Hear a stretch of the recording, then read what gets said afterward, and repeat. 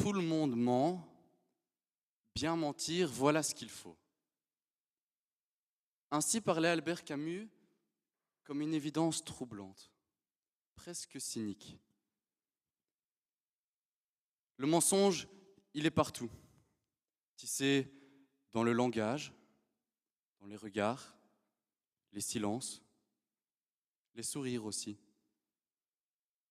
Alors, les naïfs le verront sûrement dans les comptines que l'on berce aux enfants petits. Les marxistes comme l'arme de la classe dominante, les hédonistes comme une farce et les paranoïaques dans ce discours. Le mensonge, certains disent qu'il faut s'en indigner. D'autres qu'il faut s'en accommoder. Alors, dès le début, moi, je ne sais plus trop qu'en penser. À ce titre, chère audience, je me dois de te faire une confidence. Ce plaidoyer, c'est un peu mon repentir, car à moi aussi, il m'est arrivé de mentir. Et qui plus est, à des personnes qui comptaient beaucoup pour moi. Et à ce moment-là, voyez-vous, je n'ai pu m'empêcher de ressentir un profond malaise. Car mentir, voyez-vous, c'est trahir. C'est, d'une part, trahir ce pacte tacite qui régit chaque interaction sociale, mais c'est aussi et c'est surtout se trahir soi-même à travers son idéal. Alors, si le mensonge est un mal nécessaire, sommes-nous tragiquement obligés de renier nos valeurs? L'idée d'authenticité est-elle un fardeau trop lourd pour être porté? Sommes-nous contraints de travestir nos paroles pour nous fondre dans la masse, pour éviter les remous, préserver les apparences, faisant de nous des apparences? Si les mots ne sont que placebo, si les serments d'Hippocrate sont hypocrites, si sourire rime avec mentir, alors que reste-t-il? Et pourtant, comme le disait Maurice Chapelan, le mensonge, c'est un peu l'oxygène de la respiration sociale. Un mensonge, c'est une facilité. Puis, ce ne sont que de simples mots, des phrases polies, maquillées pour correspondre à ce que notre interlocuteur voudrait entendre. Un mensonge, je vous l'accorde, c'est bien commode. Bien que ça demande parfois un peu de pratique. On doit retenir à qui on a menti, sur quoi, et puis ce mensonge, il en entraîne un second, un troisième, un quatrième, un cinquième, et au final, hier encore, j'étais à l'enterrement de ma grand-mère, 8e fois cette année. Désolé, mamie. Mais plus sérieusement, mentir dans nos sociétés, c'est toléré.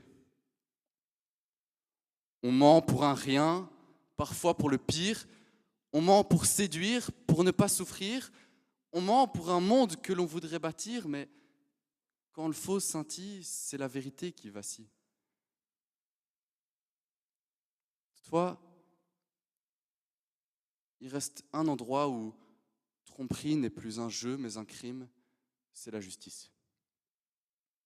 Mais ce sanctuaire, il est esseulé, assiégé à une époque où malhonnêteté ne se cache plus. Car oui, la démocratie est tombée malade. Désormais, la politique, c'est manier la langue de bois avec la finesse d'un menuisier. On sculpte des vérités, on rabote des discours, mais quand il n'y a plus d'arguments, on sort les copeaux d'excuses.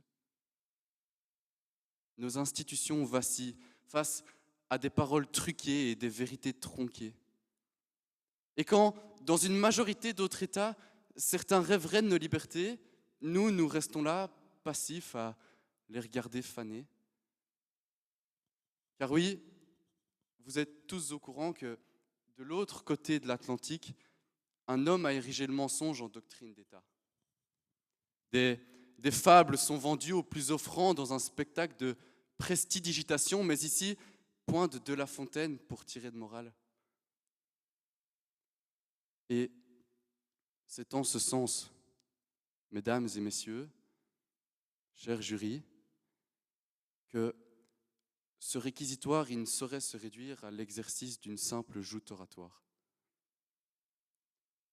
Ce réquisitoire, il est le reflet de mon inquiétude profonde face au monde qui se délite sous nos yeux.